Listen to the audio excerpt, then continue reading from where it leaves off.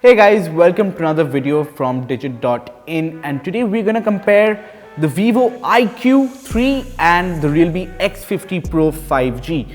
Both these phones are 5G certified, both these phones are running on the latest Snapdragon 865 and both of these come with LPDDR5 RAM, and while the X50 Pro comes with UFS 3.0 storage, the iQOO 3 comes with UFS 3.1.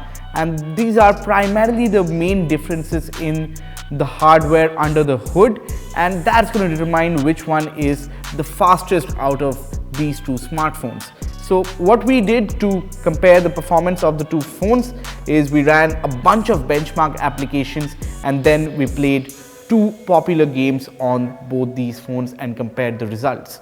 So without any ado, let's deep dive into the performance of these two smartphones right now. Here we are with our test bench. We have all the numbers for the benchmarks clocked in this Google Sheet.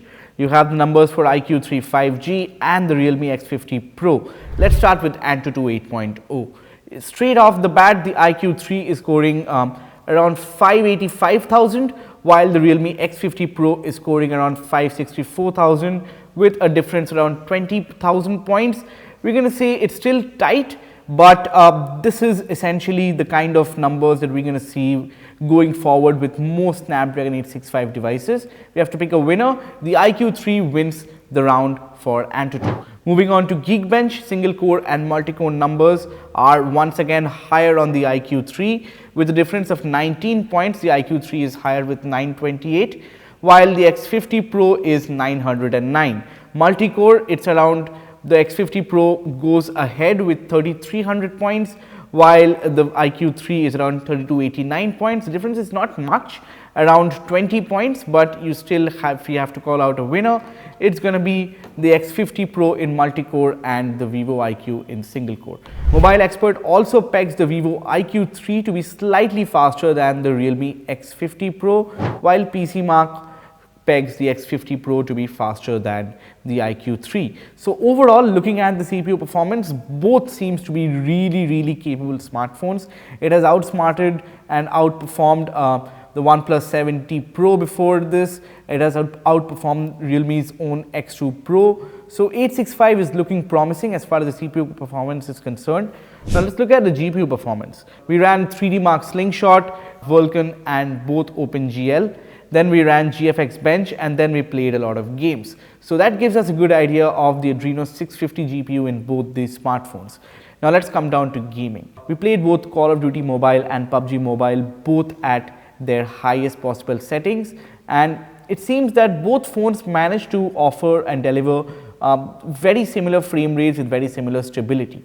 So that is basically the whole gaming performance. I have reasons to believe that the iQOO 3 is a better gaming performer than the X50 Pro simply because of the two extra buttons that it comes on top. Both these smartphones have 180 Hz touch sampling rate, which means that the sensitivity of your fingers hitting the screen is much higher.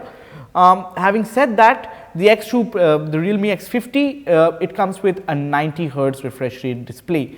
But while your more popular games like PUBG Mobile and Call of Duty don't yet support 90 FPS, you always have that option to go higher as and when they enable support. The iQOO 3 5G does not have any such thing.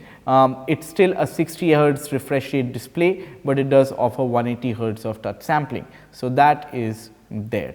But if we have to compare the performance, both of these I would say are more or less at par. Yes, there are some changes, some difference in the benchmark numbers that will always be there. But what is interesting to note that both these phones managed to decimate the competition from last year. So the fastest phone from last year cannot keep up with both these smartphones that are launching in 2020. So with that said, we're going to conclude this video right here. If we have to pick a winner, it's going to be the iQOO 3 5G. But know this, that even if you buy the Realme X50 Pro, you won't be missing out on any of the performance chops that these two phones offer, especially except especially when you are doing your regular usage, which includes browsing, taking photos, shooting videos, and reading a lot of articles. So those things are more or less covered, but gaming is where these two differentiates.